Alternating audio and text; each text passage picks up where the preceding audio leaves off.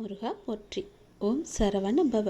என் அன்பு குழந்தையே, இன்னும் 3 வாரங்களில் உன்னுடைய வீட்டில் எல்லாம் நன்மைகள் எல்லாம் நடக்கப் போகிறது. உன் கடன் பிரச்சனைகள் எல்லாம் தீரப்போகிறது. கஷ்டங்கள் எல்லாம் நிவர்த்தியாகப் போகின்றது. இன்னும் 3 வாரம்தான். உன்னுடைய மிக பிரச்சனை ஒன்றும் தீர இருக்கின்றது. அதற்கு பிறகு உன் வாழ்வில் மெல்ல மெல்ல நல்லது நடக்கப் போகிறது. சந்தோஷம் நிலைத்து நிற்கப் போகின்றது. இந்த முருகனின் அருள்வாக்கு உனக்கு நிச்சயம் பலிக்கும். கடன் பட்டவன் நெஞ்சம் போல நீ கலங்கி நிற்கின்றாய். பட முடியாத கஷ்டம் வந்துவிட்டது என்று பயந்து கொண்டிருக்கின்றாய். இன்னும் 3 வாரங்களில் என் அருளால் இந்த நிலை நிச்சயம் மாறும். உன்னுடைய கஷ்டங்கள் எல்லாம் நிவர்த்தியாகும். உன் கடன் பிரச்சனைகள் எல்லாம் தீர்ந்துவிடும். அதற்கான முதல் அடியை, முதல் அறிகுறியை நான் உனக்கு காமிக்கின்றேன். இந்த 3 வாரங்களில் என்னுடைய அருளால் நீ இந்த நிலை மாறி நிச்சயம் நல்வாழ்க்கை உனக்கு அமையும்.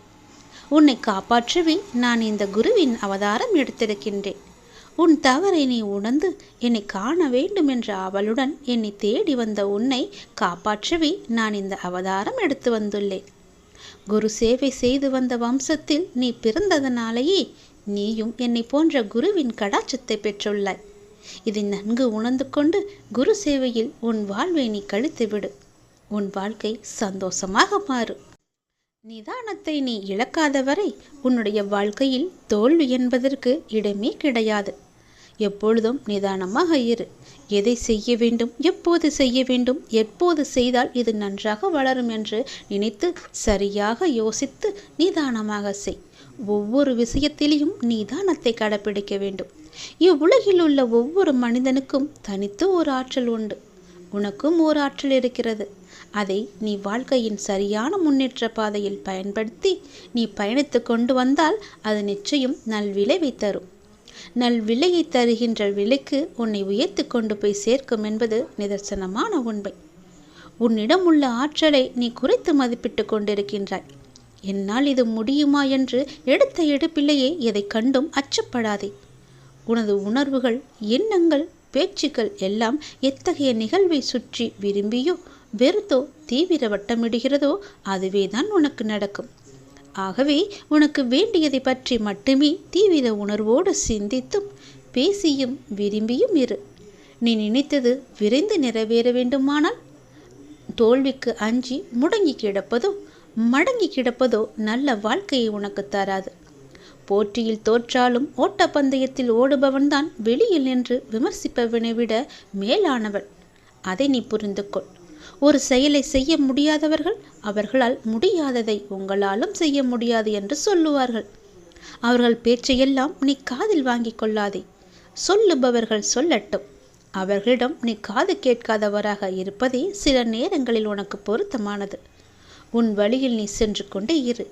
வெற்றி உனக்காக அங்கு இருக்கிறது. இனி உன் வாழ்க்கை ஒளிமயமாக மாறும். கவலையே படாதே, நான் இருக்கிறேன். உன்னுடைய இந்த கஷ்டமான நிலை கூடிய விரைவில் மாறும். நீ எல்லா செல்வ வளங்களையும் பெற்று 16 செல்வங்களையும் பெற்று சீரும் சிறப்புமாக சந்தோஷமாகவே வாழப்போகின்றாய். நான் உன் கூடவே எப்போதும் உன் குருவாக வந்து கொண்டே இருப்பேன். நீ செல்லும் இடமெல்லாம் உனக்கு துணையாக நிற்பேன். என் வார்த்தைகளை நீ நம்பினால், இதை நீ முழுமையாக கேட்டு அதன்படி நீ செயல்படுத்தினாயே என்றால் உனது துயர் துடைக்க நான் வருவேன்.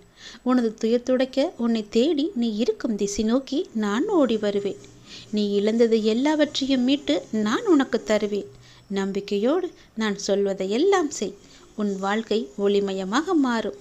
நிச்சயம் உன் கடன்பட்ட வாழ்க்கை மாறி சந்தோஷம் நிலைத்து நிற்கும். பட முடியாத கஷ்டமெல்லாம் வந்துவிட்டது என்று நீ பயந்து கொண்டிருக்கின்றாய் அல்லவா? அந்த கஷ்டங்கள் காணாமல் போகும். இன்னும் 3 வாரங்களில் என்னுடைய அருள் உன் வீட்டில் நிகழும். கஷ்டங்கள் நிவர்த்தியாகும். சந்தோஷம் பூத்து குலுங்கும். நிம்மதியாக இரு, சந்தோஷமாக இரு. எல்லாமே உன் வாழ்க்கையில் திரும்ப கிடைக்கப் போகின்றது. சந்தோஷம் பல மடங்கு கிடைக்கப் போகின்றது.